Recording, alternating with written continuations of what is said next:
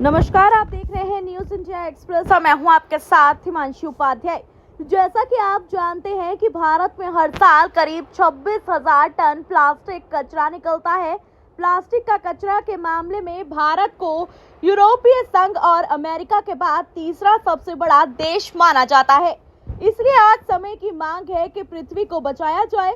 इसी को ध्यान में रखकर अर्शिया डिंगरा नाम की एक मात्र 16 वर्षीय लड़की ने घर में बेकार पड़ी वेस्ट मटेरियल से कुछ पेंटिंग्स बनाई है, जो नई पीढ़ी के बच्चों के लिए प्रेरणा का स्रोत है। वेस्ट टू वर्ड के पीछे की प्रेरक शक्ति अर्शिया हमेशा अपने समाज में सकारात्मक प्रभाव डालने के लिए कुछ न कुछ करती रहती है। अर्शिया ने कुछ समय पहले करीब 15,000 किलो बेकार पड़े कागजों को इकट्ठा किया और उससे 5,000 नोटबुक बनाए और उसे ओपी भल्ला फाउंडेशन को दान कर दिया, जो वांछित परिवारों को खाद्यान्न उपलब्ध कराता है। इसके अलावा अर्शिया ने गरीब महिलाओं को पेंटिंग बनाना सिखाया और उन पेंटिंग्स को बेचकर जो राशि एकत्रित हुई वो उन लड़कियों को दान कर दी। इससे उन गरीब लड़कियों को रोजगार का स्रोत मिला।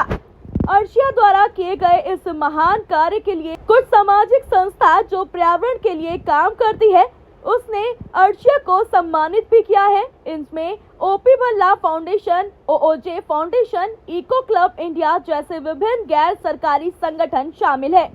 अर्शिया डिंगरा के प्रयास एक स्थायी और न्याय संगत दुनिया के उनके विजन से प्रेरित है। कचरे को मूल्यवान संसाधनों में बदलने का उनका काम न केवल पर्यावरण संबंधी चिंताओं को संबोधित करता है, बल्कि वंचित समुदायों का भी समर्थन करता है।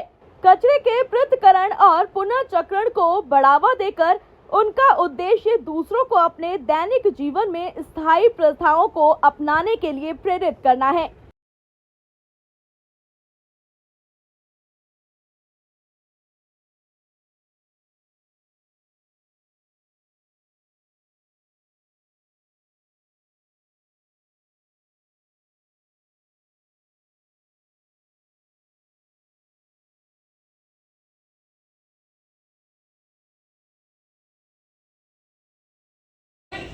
The government is focusing on what only men can do and not giving as much as power to women, as you can see. So I would like to change that perspective. I would like to change that because I know women in this country are very, very capable and they can do equally as well as men. That is the one thing I would really like to change, and I hope I can make that change later. What do you suggest the common people, how they can change their life by just implementing your suggestions?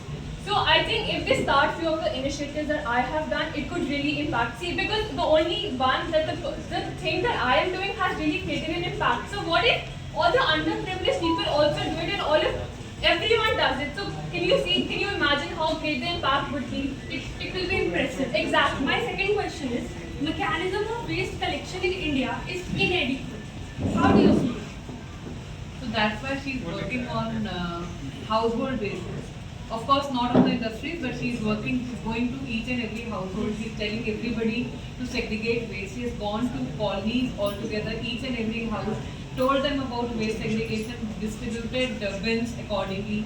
And then she has also told them that if they segregate waste, they can recycle it.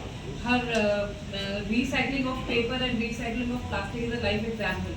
So if everybody starts doing it, obviously the waste would decrease. Even if not from the industry, at least we can do it at the household. Yes, A small step would really go a long way. Very true. But my question is, India is a rural country. It's not easy to connect every corner of India.